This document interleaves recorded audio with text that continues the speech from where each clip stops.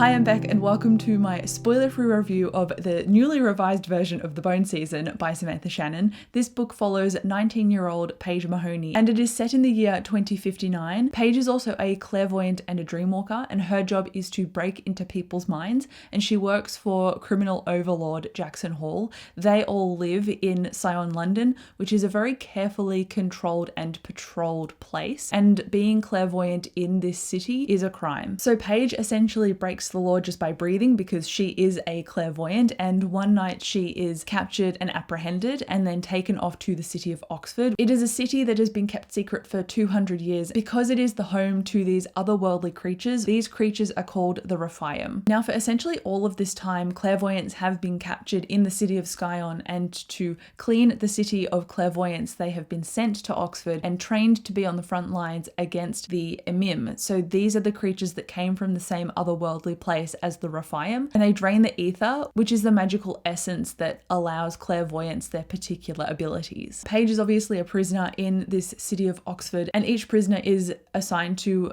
the Rephaim in general. So singularly, that is a Rephite, and Paige is assigned to Warden. Warden has mysterious motives, and Paige has to play along with the city of Oxford and try and survive as a prisoner in a place where she is meant to die. So did I like this book, and do I think you should read it? And the answer is yes to both questions. The world building in this book is next level and very detailed. It is one of Samantha Shannon's strengths. Even though there are a vast cast of characters too, I felt that there was enough almost airtime for each one, and they felt unique and developed even though we didn't see a lot of them all of the time. She managed to develop the world and the characters in a very slow burn circulating way that felt like it was being fully formed. I think because there was a lot of information to absorb, seeing it just through Paige's perspective, because this is a singularly perspective book, it allowed you to focus on just her story and just her understanding. And so when other information like that came into the book, it was easier to clock and remember and understand because it was just her point of view. Now, the thing that I struggled with about this book was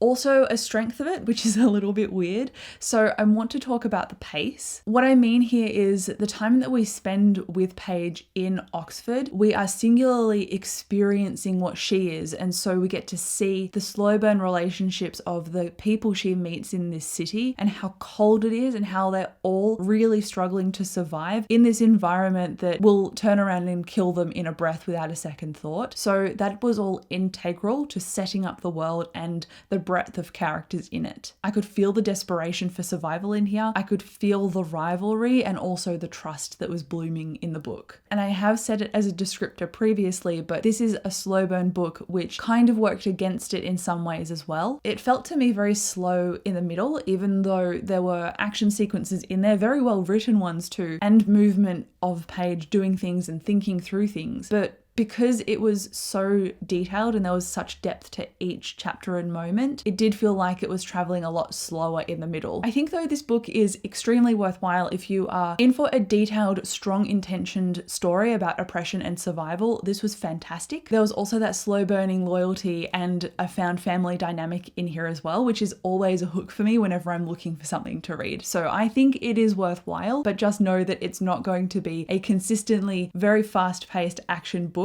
even though there are very well written action sequences in here. And I think in the rewrite or fine tuning of this book, Samantha Shannon has really made Paige shine.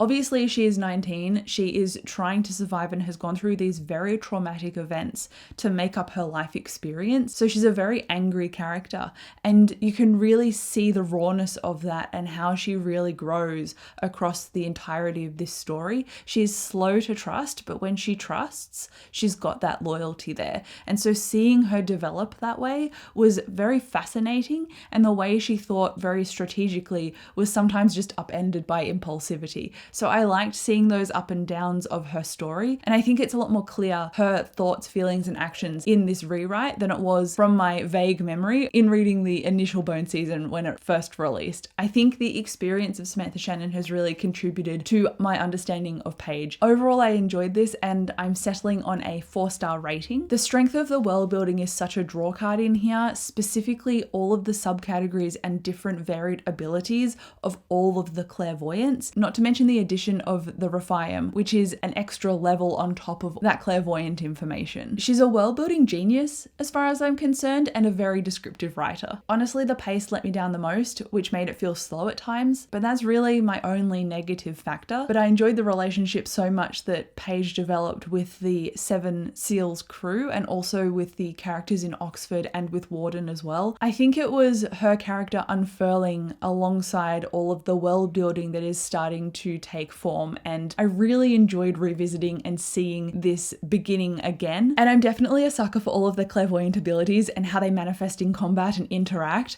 I love that kind of thing. It definitely gives this book a unique spin, and I would recommend giving this a shot. But thank you so much for watching this spoiler-free review. Comment and let me know if you have The Bone Season on your to be read pile below.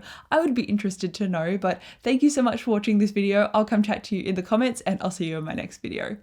Bye.